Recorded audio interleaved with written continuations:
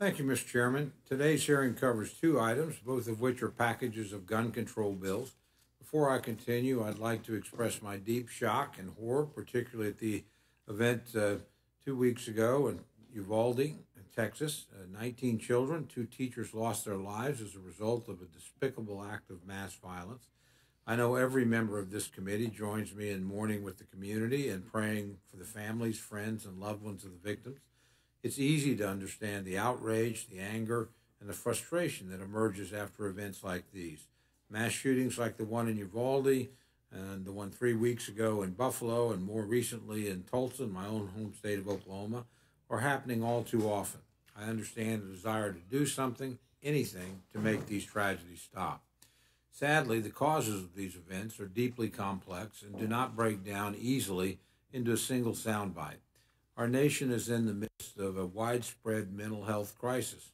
The growing number and frequency of mass shootings are a reminder that our country must take a comprehensive public health approach to gun violence that addresses culture, mental illness, gun safety, and regulations that also respect the Second Amendment. But unfortunately, the measures before us today do not meet that test. Instead of offering a well-reasoned approach, they are sound bites, nothing more. While our colleagues in the Senate are working together and actually negotiating on a package that has a chance of becoming law, the majority today is putting forward messaging bills that stand no chance of passing the Senate and no chance of becoming law. I would remind my colleagues on the committee that contrary to the majority's rhetoric, Republicans have taken real, concrete steps to address gun violence in a way that also respects the Second Amendment. In the 115th Congress, we worked together to pass the Fix NICS Act, which strengthened the existing National Instant Criminal Background Check System, or NICS. In 2019, the Trump administration issued regulations to ban bump stocks.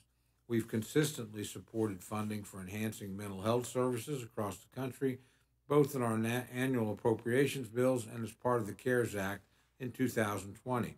But there is more to be done. Sadly, the policy proposals the majority is advancing today are misguided. I believe all efforts to address violent crime and mass shootings must be deliberative and open to ensure they are effective and that the constitutional rights are preserved for all Americans. They should respect the cultural differences between California and Texas, New York and Oklahoma.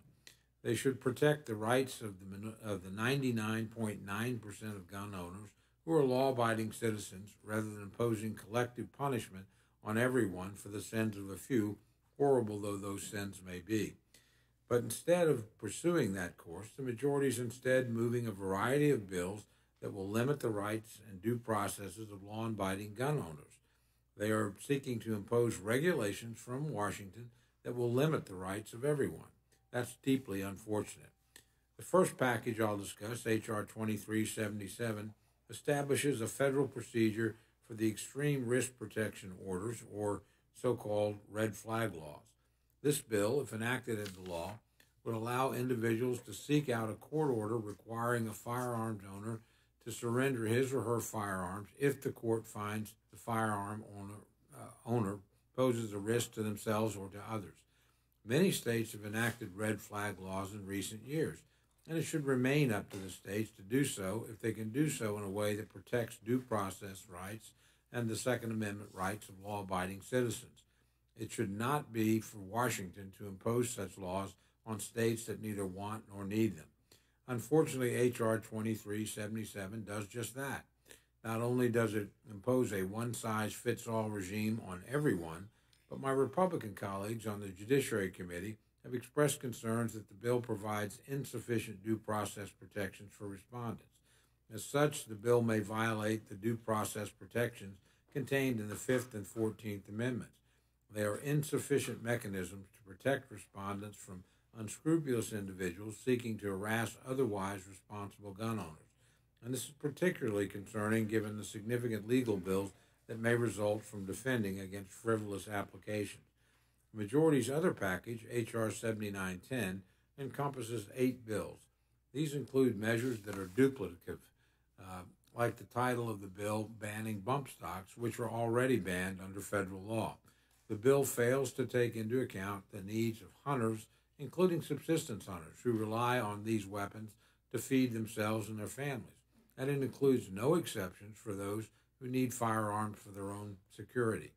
I would remind my colleagues that while police in big cities may have short response times, in rural parts of the country, like the areas that I represent, police may be 30 minutes or an hour away.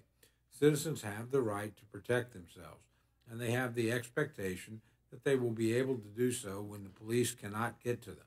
This bill would limit that right and may have the impact of preventing law-abiding citizens from being able to defend themselves in times of emergency or crisis. My colleagues on the Judiciary Committee have expressed additional concerns about both of these packages, which I appreciate the opportunity to hear more about today. Mr. Chairman, while I understand the compulsion to do something, anything, in the light of the tragic events in recent weeks, I believe these bills are deeply misguided. We would be better served to address the root causes of these tragedies, our national mental health crisis, and to take a measured, common-sense approach to guns that keeps them out of the hands of wrongdoers, but also respects the rights of law-abiding citizens. Our constituents and our Constitution demand no less. With that, Mr. Chairman, I yield back.